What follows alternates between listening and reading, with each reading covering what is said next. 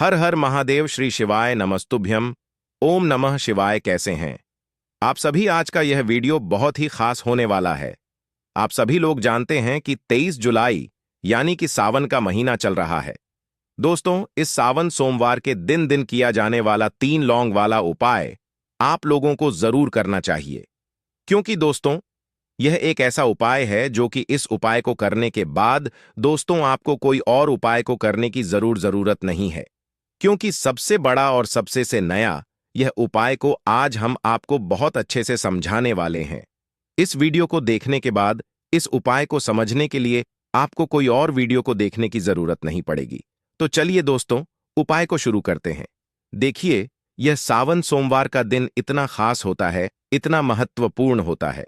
देखा है कभी कभी बड़े बड़े पूजा पाठ अनुष्ठान से जो मनोकामना पूर्ण नहीं होती हैं, वह सावन सोमवार के दिन 3 लौंग के छोटे से उपाय करने से ही आपकी मनोकामना पूर्ण हो जाती है। और बहुत सारे लोगों ने इस उपाय को किया भी है और उनको इस उपाय को करने का फल भी जरूर मिला। अगर आप लोग भी इस उपाय को सावन सोमवार के दिन करना चाहते हैं तो आप इस उपाय को पहले अच्छे से समझ लेना, सुन लेना, ना उसके बाद करना। आपको इस उपाय का फल जरूर मिलेगा और इस उपाय को कर लेने से आपके घर में चाहे किसी भी प्रकार की दुख और समस्या क्यों ना चल रही हो, आपको उसका कारण भी नहीं पता है कि भाई ये समस्या किस कारण से चल रही है। उसका कुछ भी कारण हो सकता है, जैसे पितृदोष हो सकता है या किसी भी तरह का मंगल दोष भी हो सकता है, और भी बहुत तरह के दोष होते हैं, कुछ भी हो सकता है। पर आपको इस उपाय को करने के लिए दोष को पता लगाने की भी जरूरत नहीं है।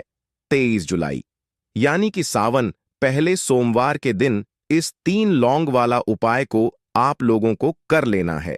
यह एक ऐसा उपाय है जिस उपाय को अगर किसी विशेष दिन पर किया जाए तो भाई उस विशेष दिन का जो है वह तो हमें मिलता ही मिलता है, पर हमने उस दिन पर इस 3 लौंग वाला उपाय को किया है तो हमें उससे भी बड़ा फल मिलता है, और फल बहुत जल्दी मिलता है, क्योंकि आप इस उपाय को बहुत ही बड़े और विशेष दिन पर कर रहे हो। क्योंकि 22 जुलाई यानी कि पहला सावन सोमवार के दिन बहुत ही ज्यादा बड़ा होता है।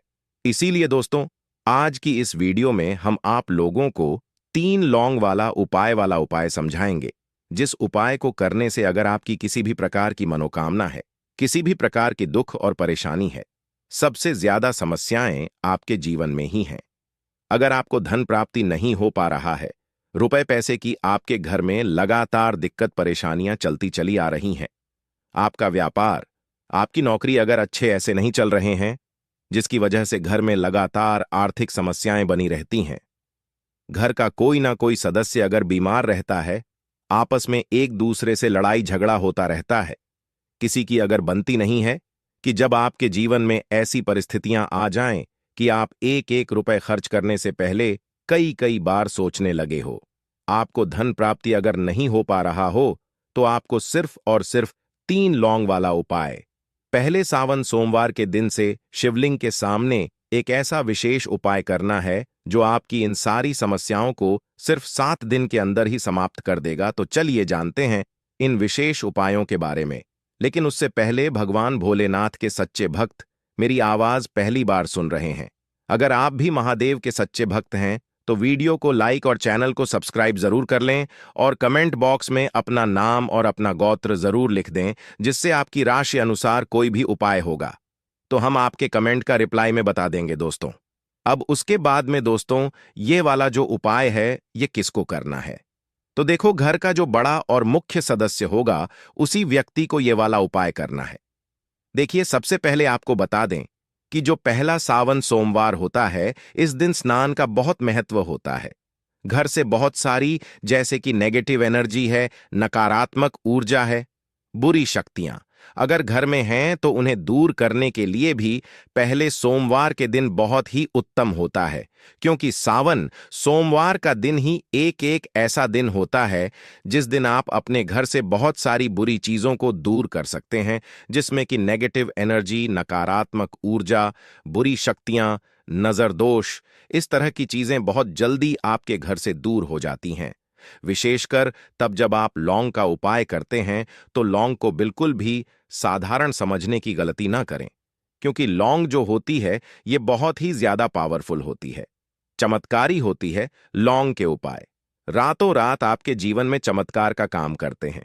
आपके जीवन में धन को लेकर तो चलिए बात कर लेते हैं। पहला उपाय करना क्या है? आपको एक गुलाब का फूल लेना है और 2 फूल वाली लौंग लेनी है, 3 फूल वाली लौंग, ठीक है ना? उसी आंख के फूल के अंदर आपको रखनी है और एक देसी घी का दीपक आपको तैयार करना है, लंबी बाती का। मौली धागे से, जो मौली धागा आता है ना, उससे बाती बनाएंगे, शुद्ध देसी घी भरेंगे और यह दीपक आपको माता लक्ष्मी की मूर्ति प्रतिमा के सामने अपने घर के मंदिर में जलाना है। और जो एक आंख का फूल लिया है ना, जिसमें आपने 2 लौंग रखी हैं, यह फूल आपको अपनी मनोकामना कहते हुए मां लक्ष्मी की मूर्ति प्रतिमा के सामने रख देना है और फिर मां लल लक्ष्मी से कहना है कि हे मां लक्ष्मी, मेरे जीवन से निर्धनता और गरीबी को हमेशा दूर रखना और कभी लौटकर मेरे जीवन में निर्धनता गरीबी ना आए। मैं हमेशा आपकी कृपा प्राप्त करती रहूं या करता रहूं, ऐसी प्रार्थना आप कर लेना।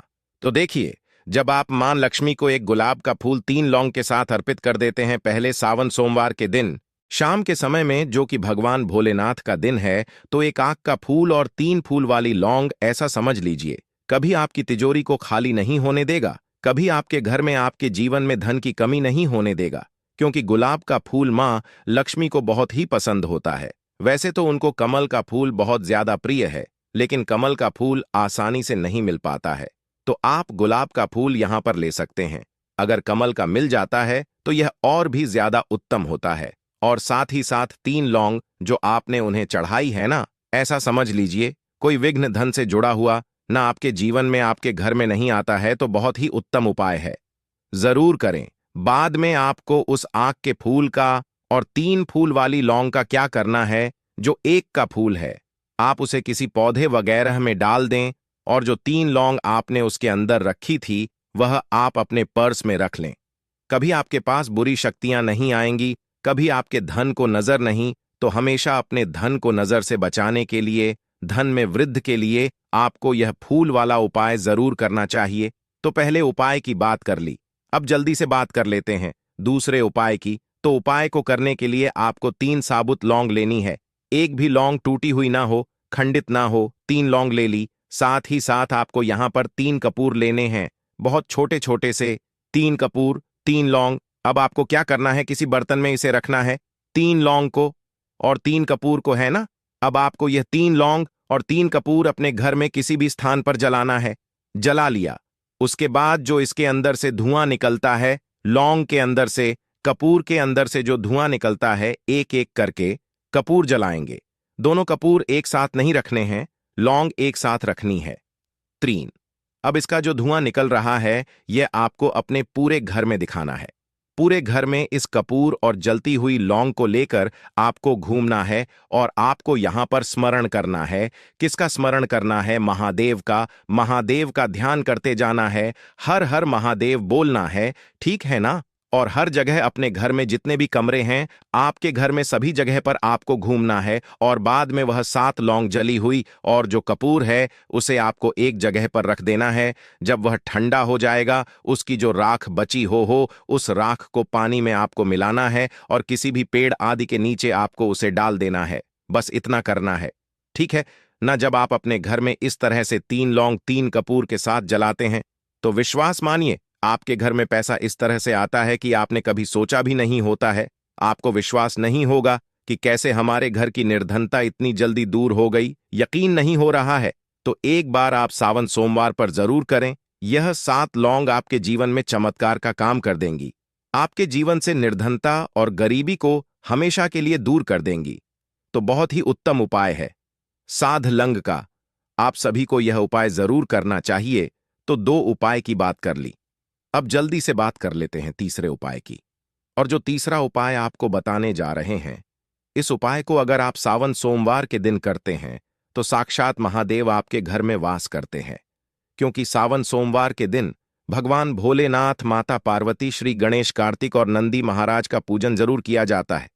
इस उपाय को करने से हमेशा समझिए आपके जो कुल के देवी देवता वह आपसे प्रसन्न रहते हैं।